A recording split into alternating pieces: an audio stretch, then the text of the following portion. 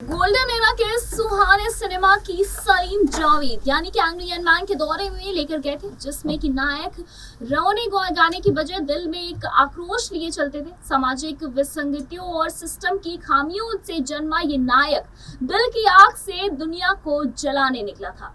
फिल्मों के पोस्टर पर लेखक का नाम लिखे जाने के दौर का शुरू होना भी इस जोड़ी की जिद का नतीजा था।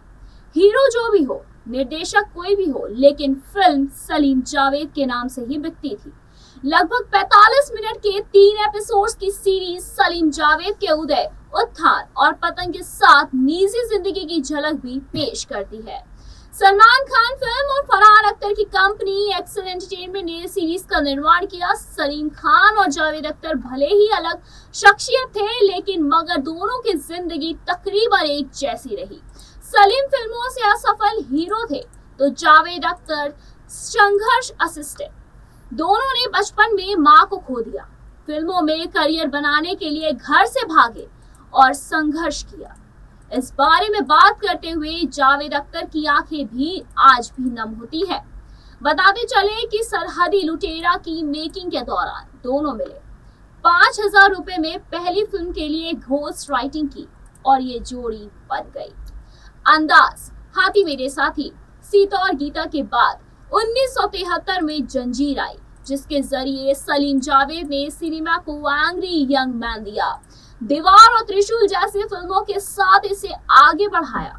बताते चले कि इन फिल्मों में अमिताभ बच्चन के करियर को उन्होंने परवान चढ़ाया था और उन्हें स्तर के दौर के सबसे सफल अभिनेता के रूप में स्थापित किया था। जंजीर से पहले अमिताभ फ्लॉप एक्टर थे। कोई भी हीरोइन उनके साथ काम नहीं करना चाहती थी। पुरुष प्रधान फिल्मों से परहेज करती रही। जया भी निजी कारणों से ही जंजीर का हिस्सा बनी थी। बताते चले कि अमिताभ को सक्सेस इसी फिल्म से हाथ लगी थी।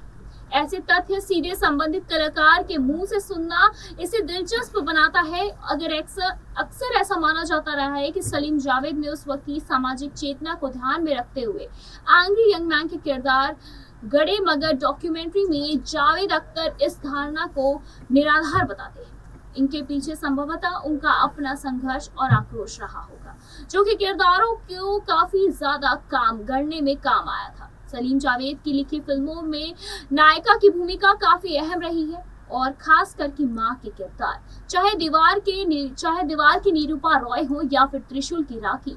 इस विषय पर बात करते हुए 80वें पड़ाव में चल रहे सलीम खान इमोशनल नजर आते हैं। बताते चले कि यानी कि टीवी की बीमारी से अपनी मां से बचपन से ही वो दूर हो जाने के दौर को याद करते हुए उनके चेहरे पर एक दर्द हमेशा महसूस किया जा सकता है।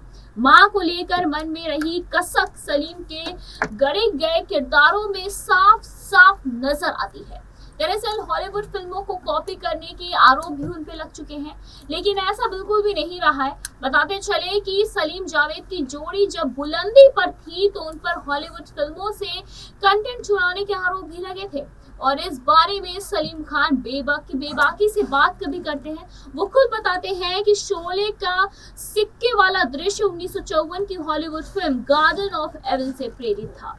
जी हाँ, 1954 में एक फिल्म आई थी हॉलीवुड की, जो कि थी गार्डन ऑफ एविल, जिससे कि शोले का ये दृश्य लिया गया था। शोले में जय सिक्का उछाल कर फैसला करता है तो गार्डन ऑफ एविल में ताश के पत्ते फेंटे जाते हैं। और इस समानता पर सलीम कहते हैं कि उन्होंने कभी इस बात को नहीं छुपाया कि कहां से प्रेरणा ली है। हर वर्क तब तक ओरिजिनल रहता है जब तक कि उसकी प्रेरणा के बारे में पता ना हो। आज के दौर में किसी फिल्म लेखक के लिए ऐसे स्टारडम की कल्पना करना भी मुश्किल है।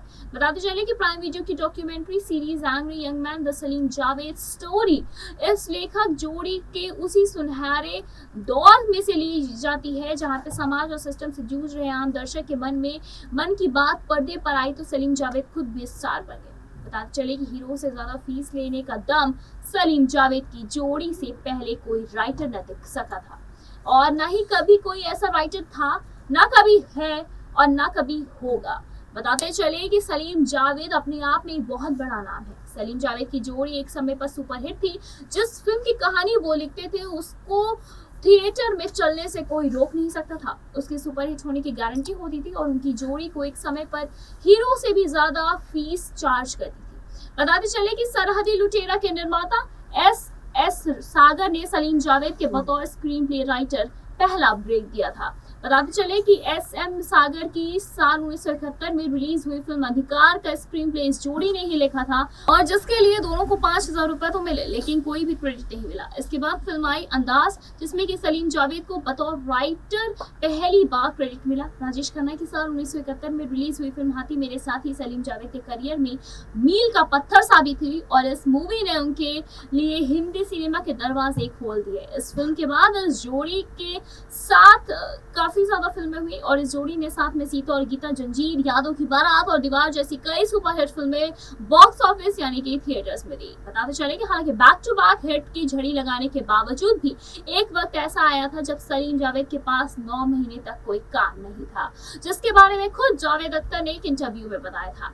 बताते चले कि थ्रोबैक चीजें काफी ज्यादा उन्होंने शेयर की हैं और हम वही किस्सा आपको सुनाने जा रहे हैं जिसमें कि सलीम जावेद ने इस चीज का खुलासा किया था कि 9 महीने इतनी सारी फिल्मों करने के बाद भी वो 9 महीने क्यों खाली रहे और आखिर सलीम जावेद की जोड़ी जब इतनी सुपर डुपर हिट थी तो आखिर किस रीजन से उनकी जोड़ी टूट गई, क्या थी इसके पीछे की पूरी कहानी, जाने के लिए देखें हमारी ये report. Angry young man Javed Akhtar खुद बताते हैं कि जोड़ी कैसे टूटी। उन्होंने बताया कि करियर का बसन जा रहा था, हमारे काम में थकन आ रही थी। कभी हम दोनों 24 में से 18 घंटे साथ रहते थे, लेकिन अब हमारे सर्कल अलग हो रहे थे, दोस्त अलग हो रहे थे। इस तरह मैंने अलग होने का फैसला लिया। इस पर सलीम खान ने कहा कि जावेद अलग होना चाहते थे, ऐसे में रोकने के कोई मायने नहीं थे। इस तरह 1981 में भारतीय सिनेमा के इतिहास की यह सबसे सफल जोड़ी अलग हो गई। सलीम जावेद के अलग होने के बाद ये जोड़ी अकेले स्क्रिप्ट राइटिंग की दुनिया में भी कुछ भी यादगार नहीं कर सकी। हालांकि सलीम खान ने नाम जैसी फिल्म लिखी और जावेद अख्तर ने बेताब, मशाल और अर्जुन जैसी फिल्में की, लेकिन सलीम जावेद जैसा इतिहास ये दोबारा दोहरा नहीं पाए। और हालांकि सलीम जावेद से अलग होने के बाद जावेद अख्तर ने गीतकार के तौर पर अपनी पहचान कायम कर ली। बताते चले कि उनके सलीम खान से अलग होने की एक वजह उनका लिरिक्स की दुनिया की ओर रुझान भी बताया जाता है, लेकिन इस जोड़ी का अलग होना सिर्फ उनके फैंस को नुकसान नहीं था, बल्कि भारतीय सिनेमा के लिए एक बहुत बड़ा आघात था। बॉलीवुड के famous screen writer Salim Khan और जावेद अख्तर ने इंडस्ट्री में कदम अलग अलग रखा, लेकिन उनका अपना संघर्ष था। इत्तेफाक ने उन्हें एक साथ लाकर खड़ा किया और फिर उन्होंने जो जोड़ी बनाई, इस जोड़ी ने हिंदी सिनेमा को एक से बढ़कर एक ऐतिहासिक फिल्में दी। फिल्मों की कहानी और डायलॉग्स लिखने का काम सलीम जावेद ने किया और ये फेमस हो गए। सलीम जावेद की जोड़ी फिल्म इंडस्ट्री की ऐसी राइटर्स की जोड़ी थी जिन्होंने पहली बार लेखकों का मान बढ़ाया था। इनके नाम पर फिल्में चलती थी और लोग सलीम जावेद का नाम पढ़कर ही थिएटर्स में फिल्म देखने जाते थे। पता चले कि सलीम खान 1955 के आसपास मुंबई आए थे, तब उन्होंने बतौर एक्टर कुछ हिंदी फिल्में की, लेकिन फ्लॉप रहे। इसके बाद उन्होंने लेखक के तौर पर काम करने की सोची, लेकिन वो डायलॉग्स नहीं लिख पाते थे। वहीं जावेद अख्तर डायलॉग्स लिख लेते थे, लेकिन स्क्रीन राइटर के तौर पर उन्हें लिखने में कुछ प्रॉब्लम्स थी। और angry young man documentary series में जावेद अख्तर ने बताया था कि वो एक दिन मरीन ड्राइव पर पहुँच के सोच रहे थे और आगे इंडस्ट्री में टिकने के लिए क्या करें। उसी समय वहाँ सलीम खान भी बैठे थे, तो उन्होंने कहानी डिस्कस की और इस कहानी की उन्होंने 5,000 में बेच दी और फिर उस फिल्म का नाम दो भाई था, जो कि हिट रही। इसके बाद उन्होंने मिलकर काम शुरू किया और इंडस्ट्री के सबसे पॉपुलर राइटर बने। जावेद अख्तर सलीम खान की जोड़ी सलीम जावेद के नाम से फेमस हुई। इन्होंने अंदाज, अधिकार, हाथी मेरे साथी, सीता और गीता, जंजीर, शोले, डॉन, त्रिशूल, दीवार, आखिर दाव जैसी कई सुपरहिट फिल्में बनाई। वैसे आपकी इस पर क्या राय है, कमेंट करके जरूर बताएं। ऐसे तमाम लेटेस्ट खबरों को जानने के लिए जुड़े रहें हमारे साथ और देखते रहें नेक्स्ट सन लाइव।